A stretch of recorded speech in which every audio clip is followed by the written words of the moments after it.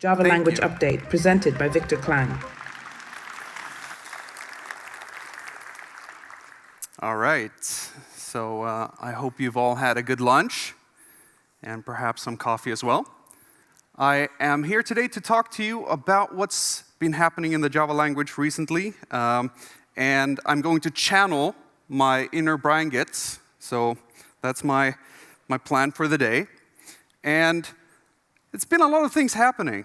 So if we have a look at it, so in the sort of the past 4-ish years, we've received things like records, sealed classes and interfaces, pattern matching in various increments, a revamp of Switch, text blocks, string templates, they are in preview.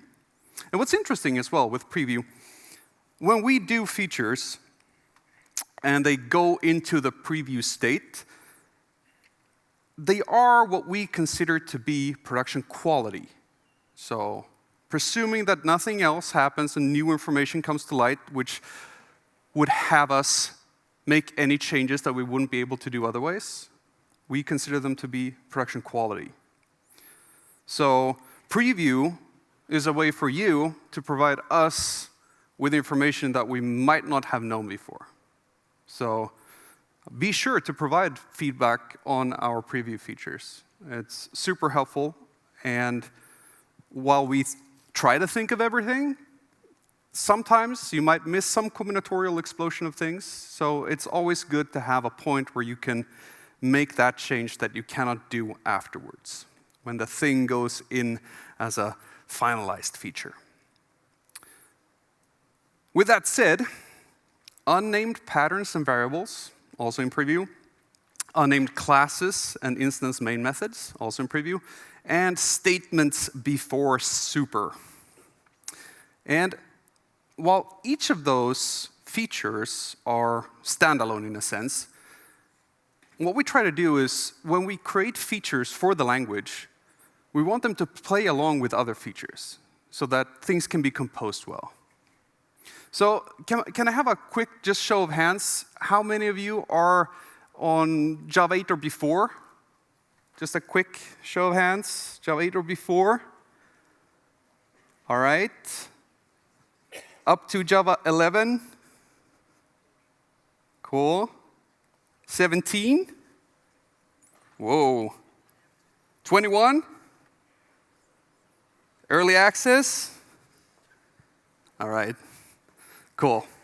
So let me give you a brief recap, or brief, right? I have 50-ish minutes, but I'll do my best here. So, records.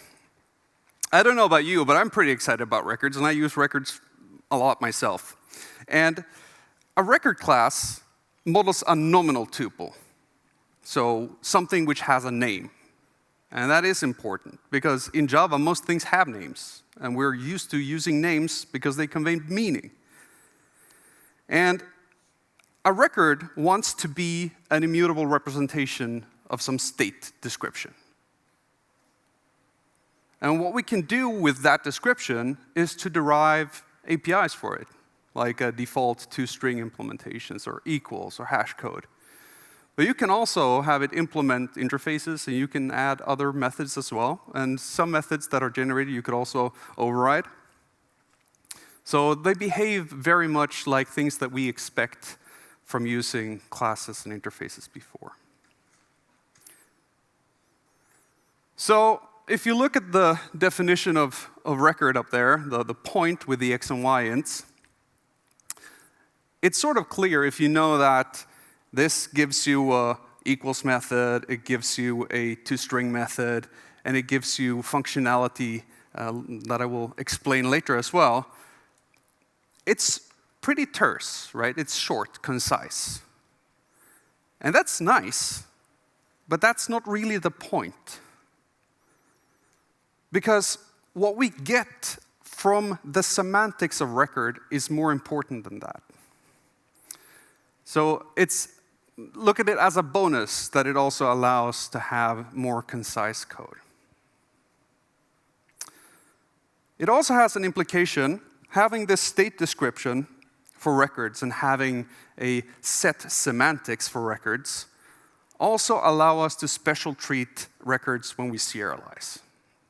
So instead of having to instantiate an object without calling a constructor and then writing fields to it, we can read the components and then invoke the canonical constructor in the record, passing those components in to form the new record. So that means that you will get the constructor validation applied when you deserialize it. A very useful feature. But you say, what about everybody? I actually, yesterday evening, I had a conversation, or yesterday afternoon, about tuples. And tuples, just anonymous pairs, they can be great in languages that have structural type systems. But Java's type system is primarily nominal, names, right? Because to us, names matter. When you look at code and you only see the structure, it can be hard to review that code in a pull request, or even going back to your old code that you wrote half a year before, and you have like int to bool int string. It's hard to reason about when you just look at it like that to know what it does. So by having names, it's easier to infer intent and meaning.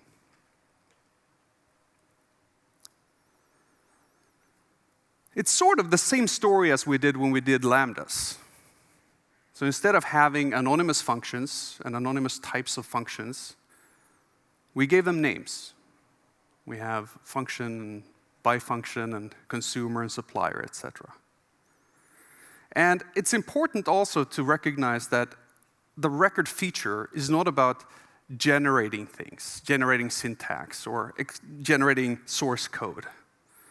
It's about having the semantics associated with having the feature, the knowledge what that feature provides. So a record is the full description of that data. And there's a strong contract such that if you take the values out of the record and provide them as parameters to the constructor, you create something that is equivalent.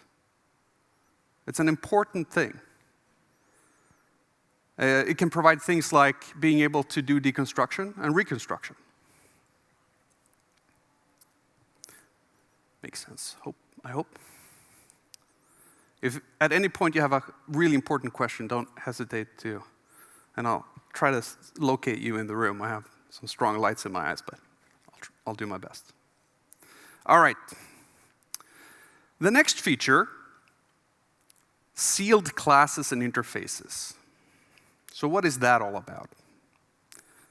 Well, if you think about it, being able to specify that an interface or an abstract class or even a class can only be extended in a certain context, a bounded context, and being able to specify which is allowed implementations are,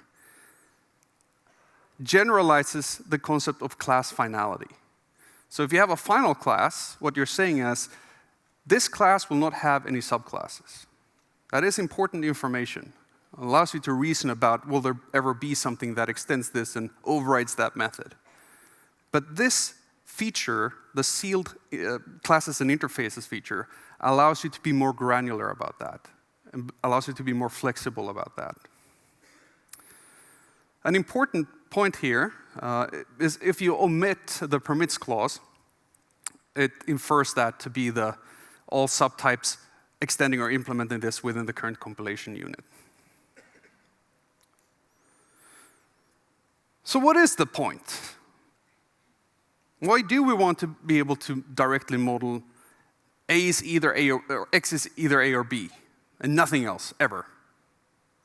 Well, it should be able to give us more information to use when we compile the code, right? So if the compiler knows that there will not be any other instances of this type than A or B, then we can use that information. But it also allows library developers, if they expose an interface or a class as a return type, to control whether someone else can actually extend or implement those classes or interfaces. And that is important because when it comes to maintainability, if you don't know what someone else is going to do with your thing, then it's also really hard to design that thing. So by being able to limit how others can extend or implement your own types, that also gives you more freedom on how you decide to implement it. So if we take these two features together, records and sealed classes and interfaces, we get what's called algebraic data types. And it allows us to combine these two features to form something which has a known set of implementation and none else. And some languages, this is your primary means of abstracting data. And this is pretty general in and of itself. And I will show you later what this means. But so this is a really simple example here, the code in the box. If you have some expression type, and of the different types of expressions that you can have, those are sums, products, negations, and constants. You now have a language to describe this domain. And the data is on the outside, because they are records. They have their state available to the outside world. So if we combine this later, let me give you another feature, then throw it into the mix. How many of you have used this feature? Being able to do pattern matching? Yeah, that's a good amount of people. Exciting. So I've been writing Java code several decades, and I've run into this a lot of times, where you write code, you do instance of checks, and then you cast the thing that you tested, but it doesn't necessarily need to be the first statement after the branch, right? Something else that could be logging, etc. And the bigger the distance between the test and the cast, the higher the risk of forgetting to change either when you change one, right? So by being able to say that if this thing is a string, then give me something new that is that string. So it tests, casts, and binds the result to a new variable. Super powerful, and gets rid of a class of things, or a class of bugs that can creep up in applications.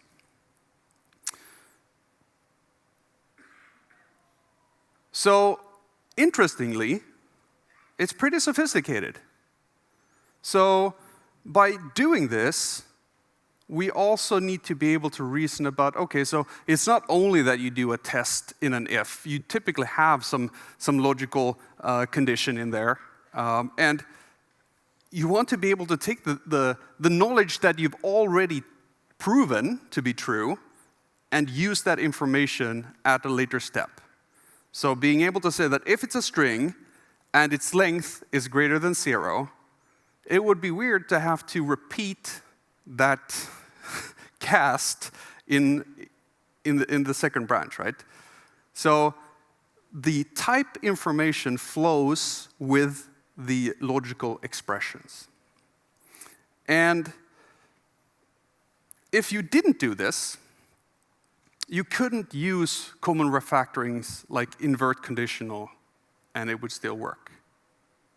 So if you have the negated version below, then S is only in scope in the else branch. So if you would invert that, it would only be in the first one. And this is one of those features that if you weren't told this, it would just work.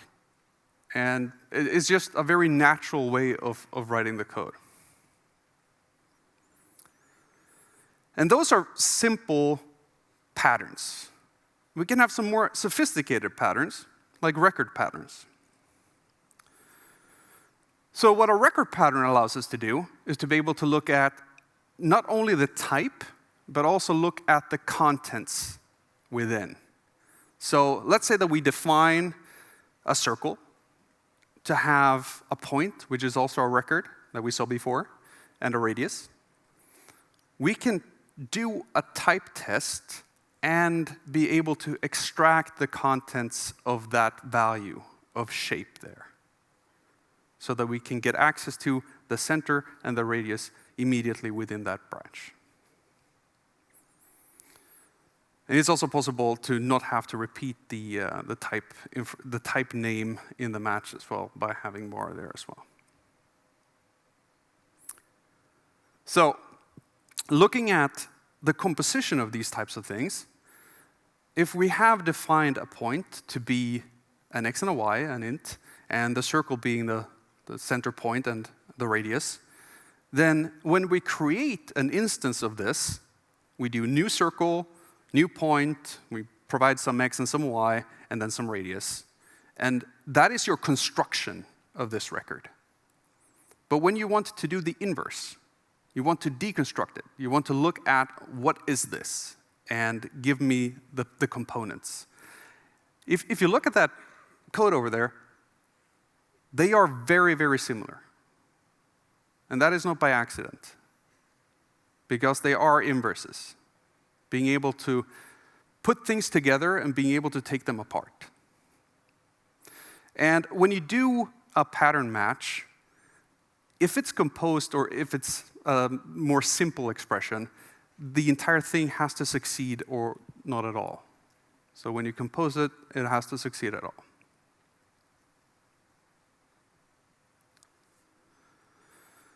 You can nest these things as well, right?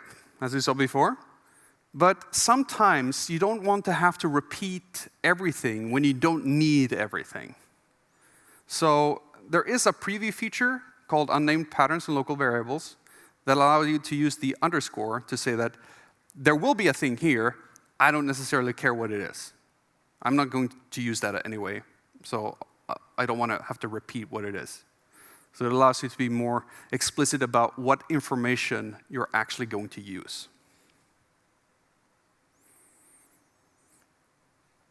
So, going back to the let's see what these features together enable us to do is, if we go back to our domain that we defined before with the expressions, and we have sums and products and negations and constants, if we want to define behavior that operates on this structure, we can now define that inside the expression, or we can define that on the outside, because the structure is available to the outside. So you have more choice as to where you want to put logic. So sometimes adding I don't know if you've had this situation occur before, where you have a use case, you have a domain model, you have a use case, it's a specific use case, but the only place where you can actually add the behavior is on the class itself, because it needs to have some internal state to that class. But the use case is a very slim one, but it ends up being exposed to everybody that uses the class. So this approach here would allow you to be more selective as to where you want to expose that new behavior. But more importantly, it also allows you to add behavior after the fact.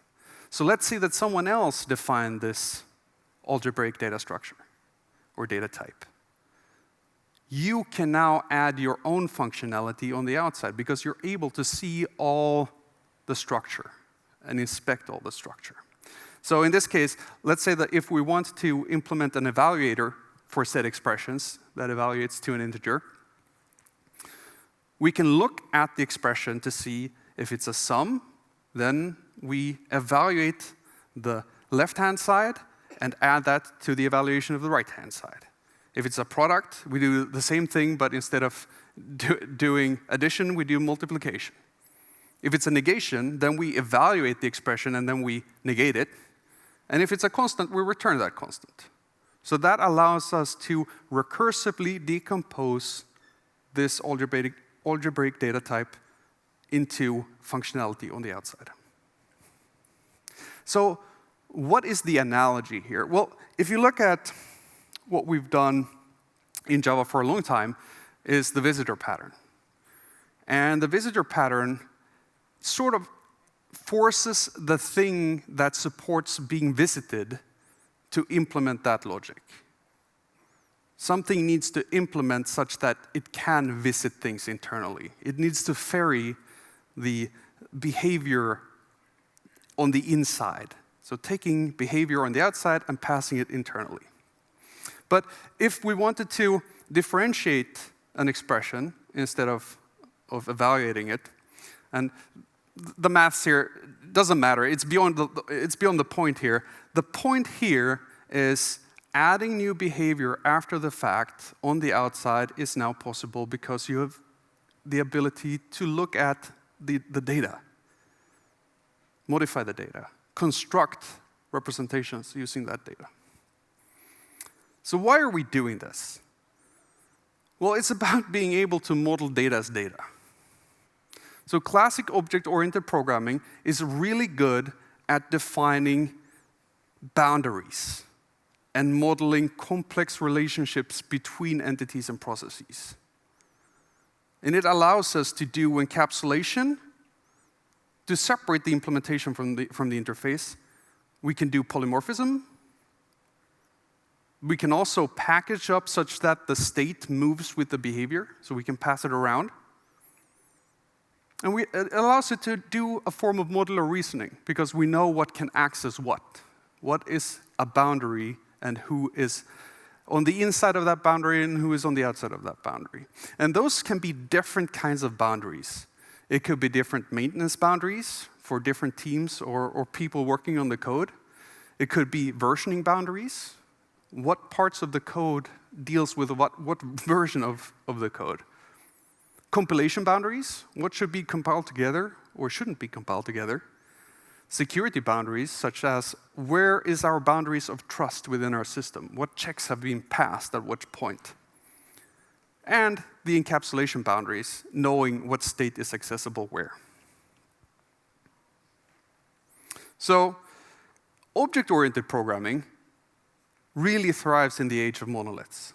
When you have a large code base with many different components, complex interactions, it becomes necessary, at least for my sanity's sake, to be able to reason about what impact does this change have in this huge application.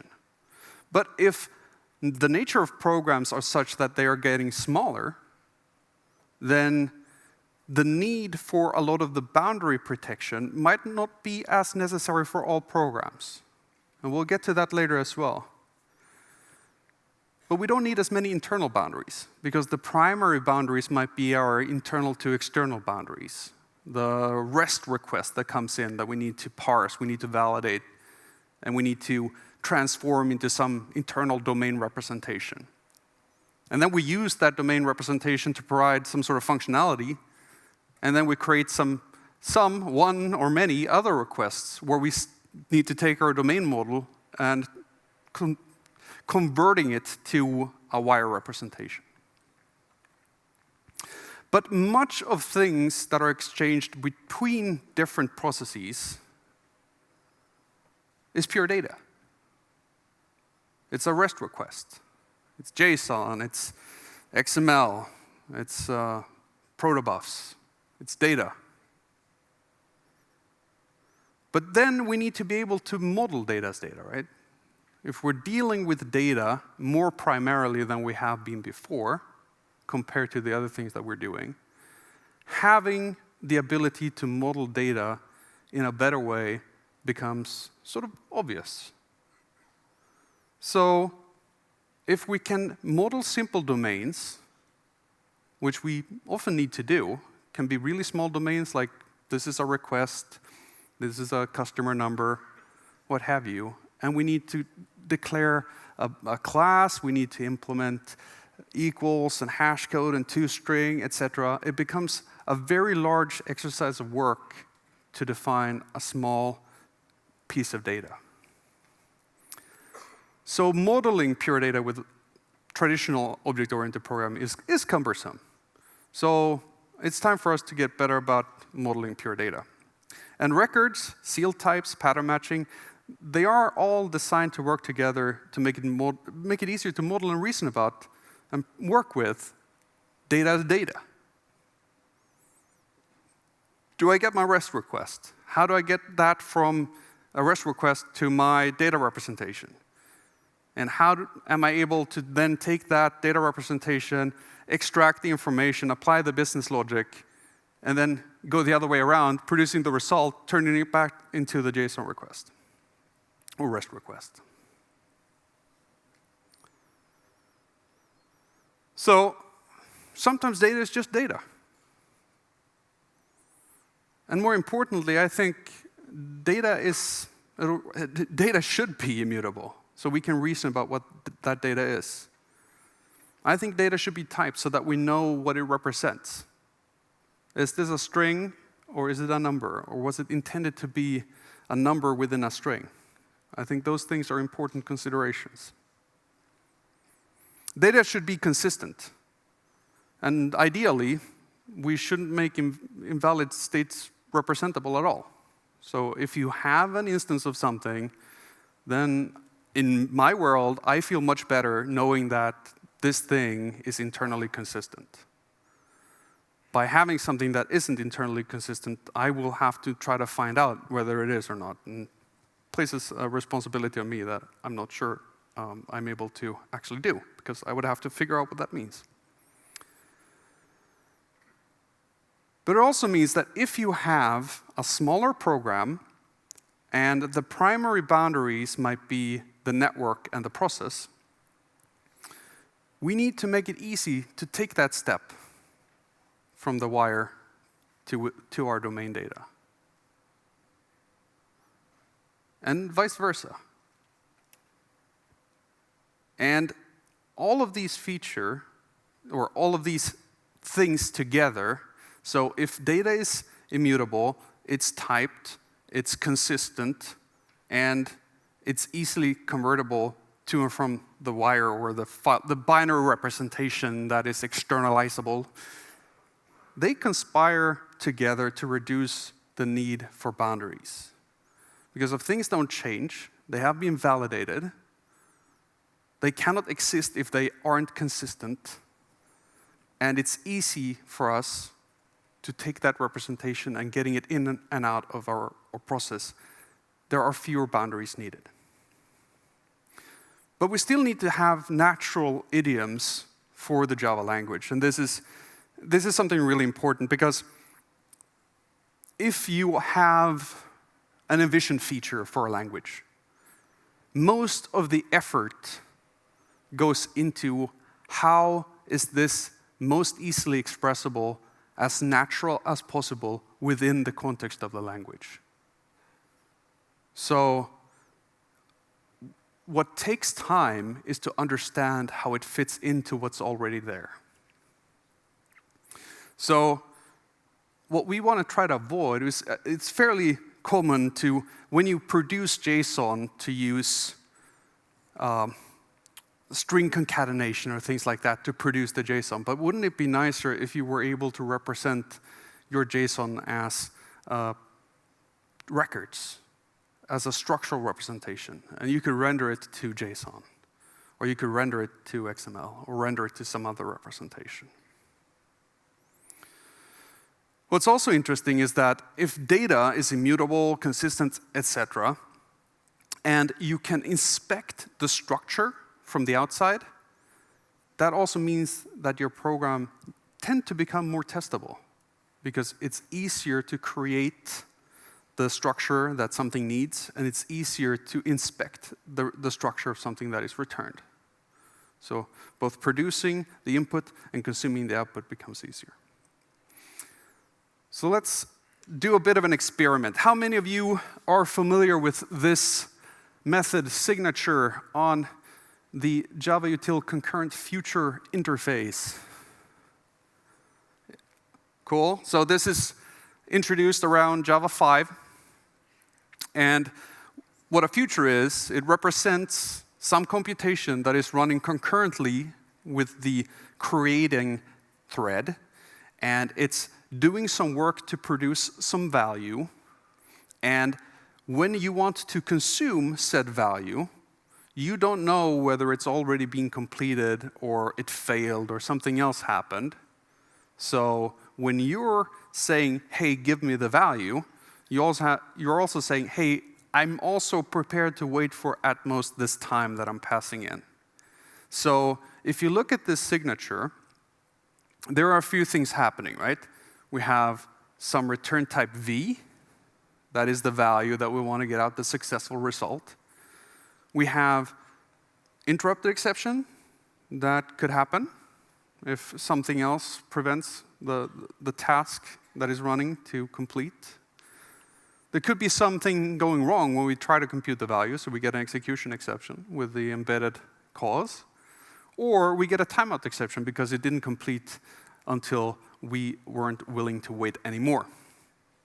So if we were to take an interface like this, and we were to look at how this could be structured if we take more of a data-first approach, what could that look like? Because when you use this method, this is how you would have to deal with what could happen, right? So the result branch is in the try, and then you have the timeout exception, and interrupted exception, and execution exception all after each other, and you still need to deal with them. Otherwise, you would need to figure out whether it's okay to also rethrow them, and what is the caller going to do, etc. So usage-wise, this might not be ideal.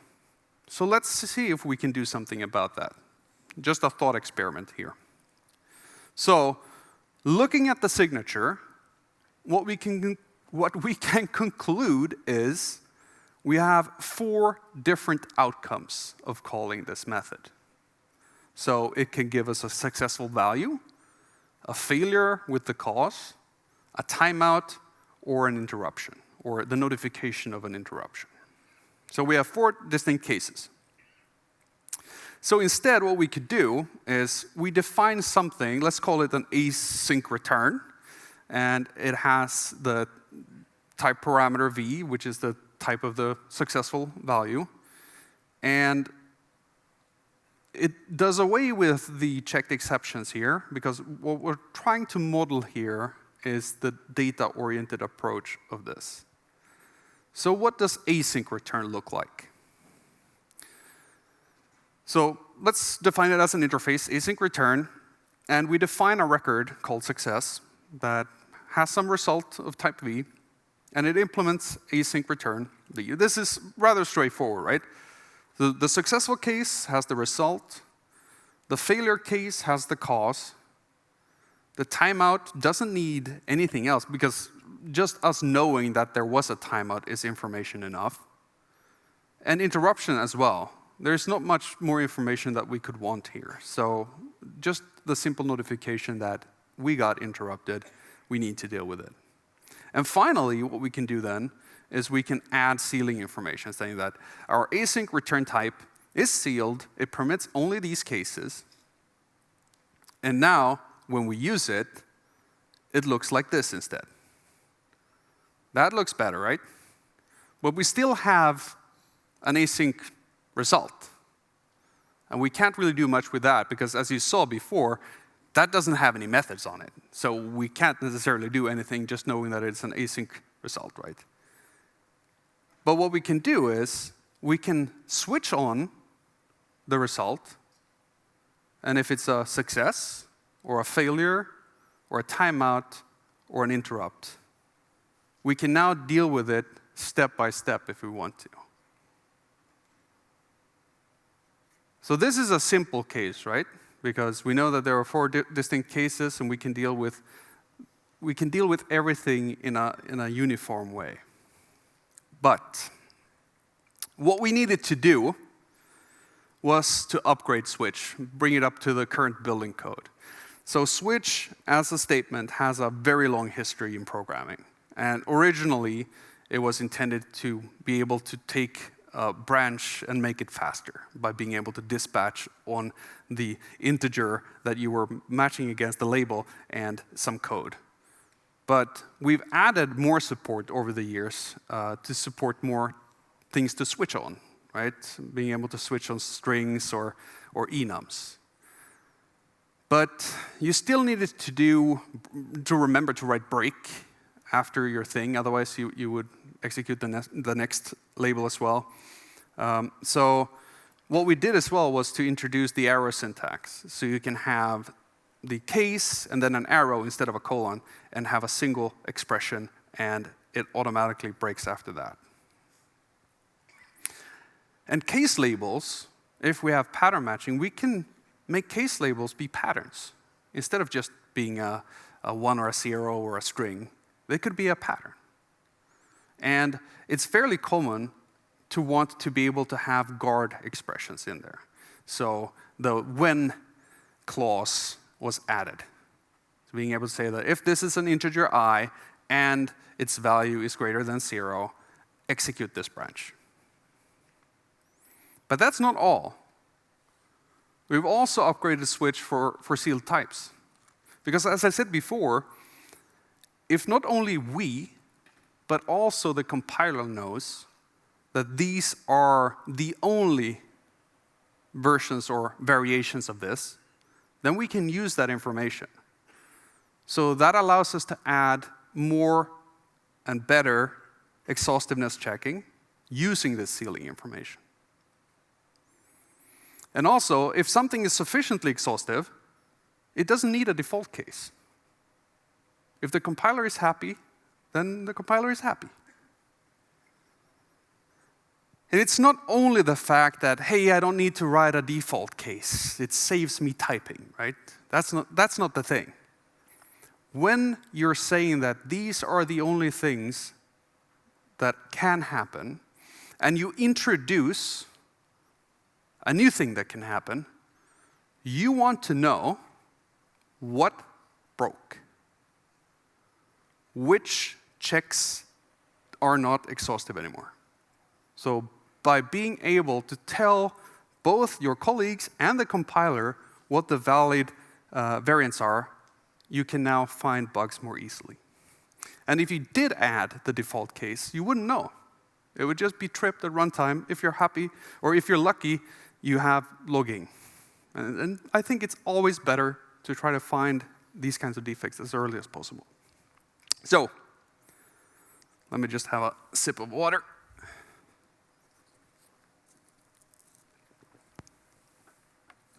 All right. So, this is a pretty straightforward example, right? So we have some sealed interface color. It permits the implementations red, yellow, and green. And we switch on an instance of color, then we can see that if we're looking for red, yellow, or green, then we don't need any default case. The compiler knows that these are the valid representations. But I give you a challenge. Is this exhaustive or not? You have a sealed interface A that permits the implementations T and U, and a sealed interface B that permits V and W, and you have a record of A and B, and you see this code in a pull request. What do? Reject, right? This is really difficult, right? Because the intent is, for the person who wrote it, this is exhaustive. I've done my homework. I know that this is correct. But it takes convincing, right? First, you need to convince yourself that this is correct, and then you need to convince the people that are reviewing your pull request, right? Wouldn't it be nicer if you knew that the compiler would reject the code? It would prove it for you. It would be easier to feel calm about something like this. It's not about that, hey, this is a bit more terse and it's easier to read. It's not strictly about that. It's always nice to have more readable code, right? But this is about being able to rely on the compiler to prove things for you.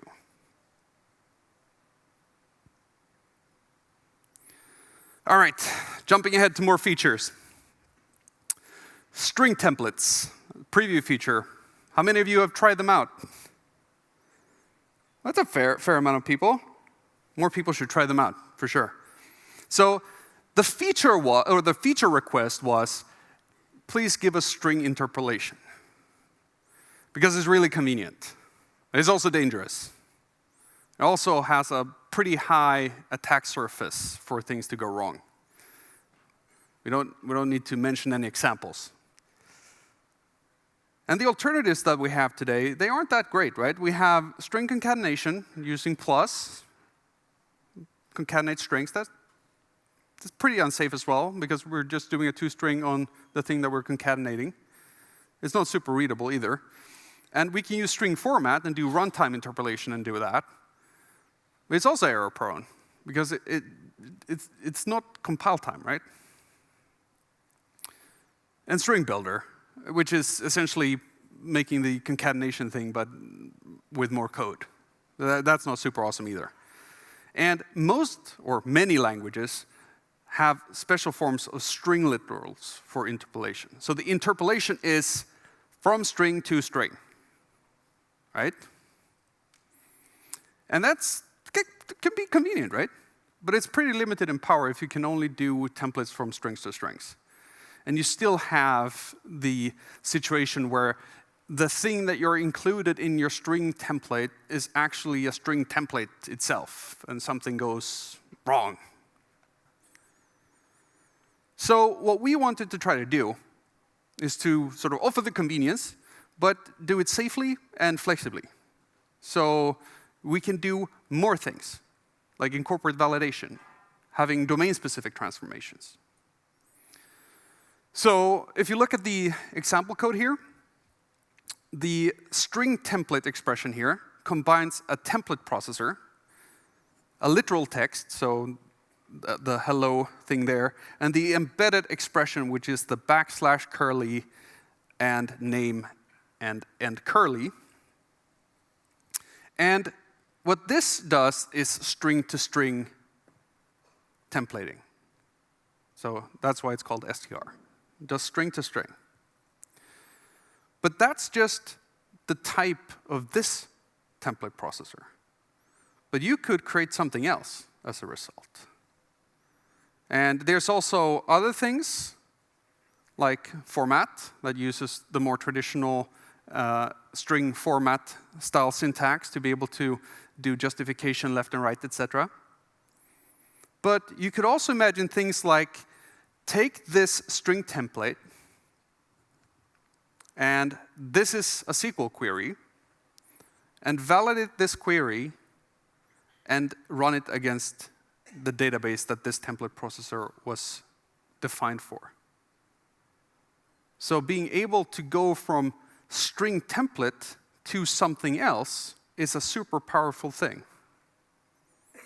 You could also imagine things like there's a raw formatter, for instance, that allows you to go from the template to the template.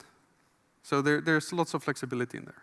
But you could imagine, like, the sky's the limit here, right? You could do custom JSON object creation, for instance, by taking the string literal to be a JSON string and being able to validate that, parse that, and produce some domain representation or a tree, for instance. All kinds of things. Localization is also a really good example. And for you who were at the keynote this morning, this is very dear to me. So I have 2 small children. They are turning 10 this year, so not that small anymore, but it feels like they're always going to be small kids.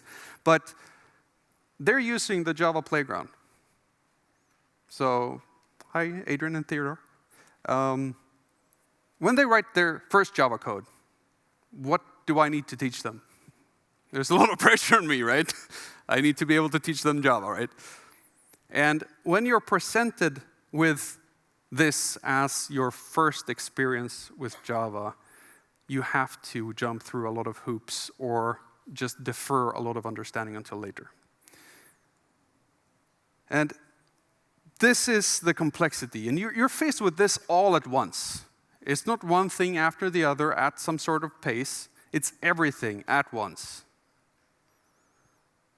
And we want to make that easier. We want to make software, especially Java, something that grows with you as you need more advanced features. So that means that if we can reduce initial complexity and introduce complexity as needed and required, then we have a smoother experience for people learning the language. So this goes via what is a command line parameter anyway? Like when if you just start programming, you haven't tried anything before, the first thing is what is a command line parameter? And what is an array? And how do I get that? And it starts with 0. There's loads of complexity even there. And access control is great when you have many things inside the same application, and you want to control who has access to what. But when this is all you have, it sort of has to be public, right?